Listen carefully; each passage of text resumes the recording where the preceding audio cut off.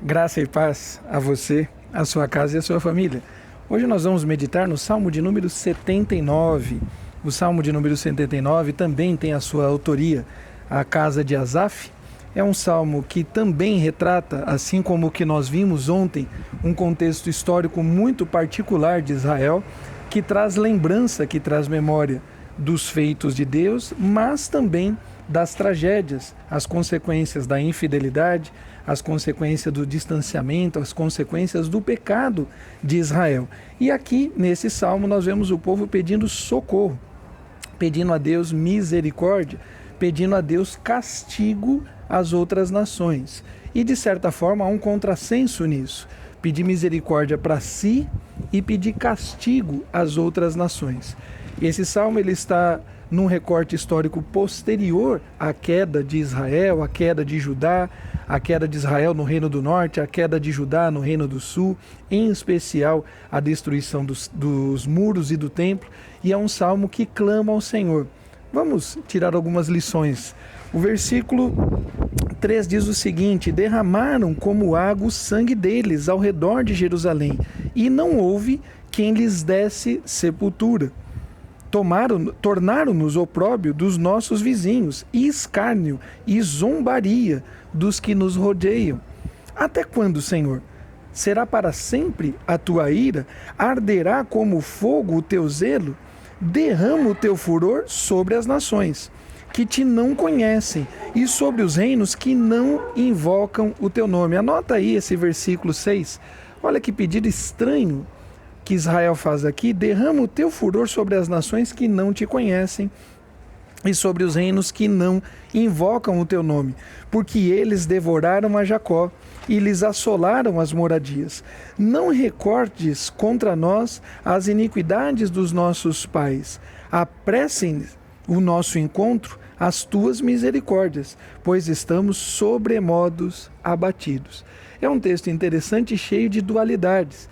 E quando a gente vê a postura, quando a gente entende a maneira com que Israel, os judeus aqui estavam reagindo ao castigo dos seus próprios erros, dos seus próprios pecados, a consequência direta da infidelidade, do abandono da palavra de Deus, nos causa estranheza do povo entender que era a mão do Senhor que estava assolando e, ao mesmo tempo, pedir a Deus que castigasse as demais nações. Veja que o texto diz aqui no versículo 5: até quando, Senhor? Será para sempre a tua ira? Então, de certa forma, esta geração que estava posterior à queda, posterior à invasão, essa geração que estava vivendo o cativeiro, sabia que o que estava acontecendo na vida deles não era outra coisa senão o peso da mão do Senhor. Porque eles questionam: Senhor, até quando a tua ira estará sobre nós?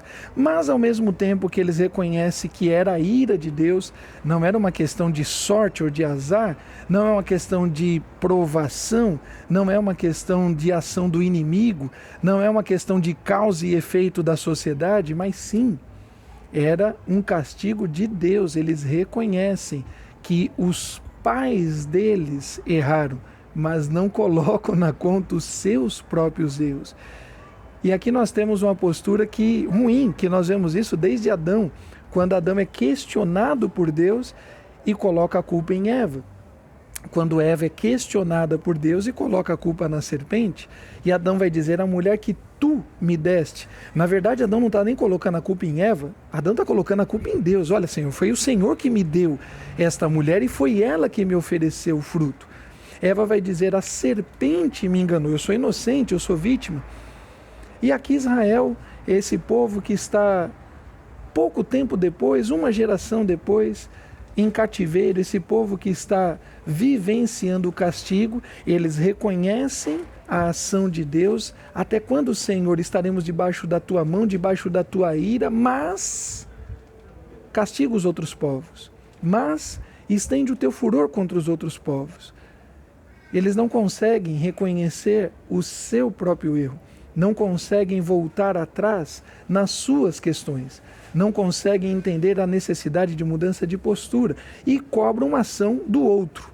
Assim como Adão cobrou do próprio Deus, Eva cobrou da serpente, aqui o povo judeu deseja que Deus castigue as demais nações. Só que tem um detalhe.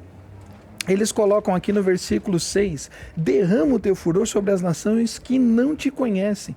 Derrama o teu furor sobre aqueles que não invocam o teu nome. Agora complicou a coisa. Porque Israel conhecia o nome do Senhor. Israel conhecia as leis de Deus. Israel era a chamada nação exclusiva, o reino de sacerdotes, aqueles que deveriam levar a mensagem, aqueles que deveriam ser modelo para as nações, aqueles que deveriam anunciar aos povos as maravilhas de Deus. E eles não apenas não fazem isso, como cobram de Deus um castigo maior por aqueles que não conhecem o nome de Deus. E por que as outras nações não conheciam o nome de Deus? Não conheciam porque Israel não tinha revelado. Não conheciam porque Israel não tinha proclamado. Não conheciam porque Israel não havia cumprido o seu propósito, o seu chamado sacerdotal. E às vezes nós nos vemos nessa mesma questão e queremos que Deus prove o seu amor para conosco, castigando os outros. É uma loucura isso. Queremos que Deus prove o seu amor, o seu cuidado, o seu zelo para conosco, diante daqueles que não conhecem a Deus e não conhecem justamente porque nós não damos bons testemunhos. E às vezes você vai se sentir oprimido, você vai se sentir perseguido, de repente, num contexto profissional, pelo seu chefe, pelo seu gerente, pelo seu patrão, pelo seu cliente. Às vezes você vai se sentir perseguido num contexto, sei lá, escolar, educacional, pelos colegas, pelos professores, coisas do tipo. Mas por que eles causam esse tipo de situação? Aqui o texto é muito claro, porque eles não conhecem a Deus. E por que eles não conhecem? Porque não foram apresentados ao Deus verdadeiro. Aquela culpa era de Israel e a culpa na geração presente é nossa. E talvez muitas pessoas que falem mal do Evangelho, que falem mal da Igreja de Cristo, o façam por dois motivos. Primeiro, porque não conhecem o Deus verdadeiro. E segundo, porque o tipo de evangelho, o tipo de fé cristã que eles conhecem através das nossas vidas, através da nossa geração, seja uma apresentação péssima, muito distante, uma caricatura horrível da graça e do amor de Deus. E aí não adianta nós orarmos e pedirmos para Deus castigar aqueles que não conhecem a Deus, se a culpa, no fundo, é nossa. Mas há aqui um certo lampejo de entendimento da palavra de Deus, há um certo lampejo de arrependimento, quando eles chegam no versículo 8 diz, não recordes contra nós as iniquidades dos nossos pais. Até aí tudo bem, mas aí eles continuam. Apressem ao nosso encontro as tuas misericórdias, pois estamos sobremodo abatidos. E por que estamos abatidos? Versículo 9. Assiste-nos, Senhor, ó Deus e Salvador nosso, pela glória do teu poder, livra-nos e perdoa-nos os pecados. Falta aqui nesse texto uma colocação mais própria, perdoa os nossos pecados. Aqui o pronome possessivo está oculto. Essa geração faz uma oração, mas não tem coragem, não tem ousadia de assumir os próprios erros. Até Jonas, o chamado profeta fujão, até Jonas, que foi aquele que ficou irritado, chateado com Deus, porque Deus perdoa os pecados dos ninivitas, até Jonas, em dado momento, reconhece, diante do barco que estava indo a pique, diante da tempestade, diante do maremoto, diante do desespero dos marinheiros, ele diz, é por minha causa. Me lancem no mar, é por minha causa que tudo isso está acontecendo, porque eu estou desobedecendo a Deus, eu estou fugindo da vontade de Deus. Talvez seja tempo de nós reconhecermos o nosso papel e responsabilidade na sociedade, o nosso papel e responsabilidade no caos social. A corrupção não é culpa só dos políticos, a maldade generalizada não é culpa só dos malfeitores, dos infratores, dos criminosos.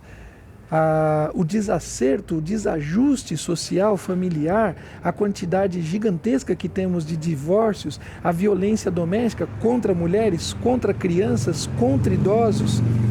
Talvez seja tempo também, não apenas de cobrar dos de fora, mas olhar para dentro de nós e perguntar até quando, Senhor, nós não nos posicionaremos, até quando nós não nos arrependeremos, até quando nós não agiremos em favor da tua palavra e contra os nossos próprios desejos contra a nossa própria vontade, contra a nossa própria opinião.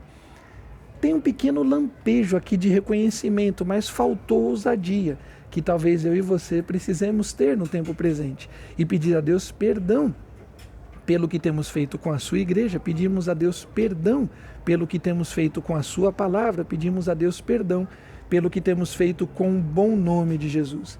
Talvez muito do que esteja acontecendo ao nosso redor tenha menos a ver com os que são de fora e tenha mais a ver com aqueles que conhecem a palavra de Deus e o nome do Senhor. Eu entendo que essa oração de Israel é uma oração um tanto leviana, é uma oração um tanto de passagem de responsabilidade, transferência de responsabilidade a outros. Senhor, as nações que não te conhecem, Senhor, aqueles que não invocam o teu nome. Está na hora para nós orarmos, para nós que conhecemos a palavra de Deus e precisamos brilhar, precisamos refletir o sol da justiça no tempo presente, num tempo tão cinzento, num tempo tão dúbio. É tempo do povo de Deus reconhecer os seus próprios erros, as suas próprias mazelas e voltar a brilhar o brilho da glória de Deus, voltar a transmitir a mensagem de graça, a mensagem de luz, a mensagem de salvação de Cristo Jesus. Que assumamos os nossos papéis e responsabilidades no dia chamado hoje. Que Deus abençoe a você, a sua casa e a sua família, em nome de Jesus.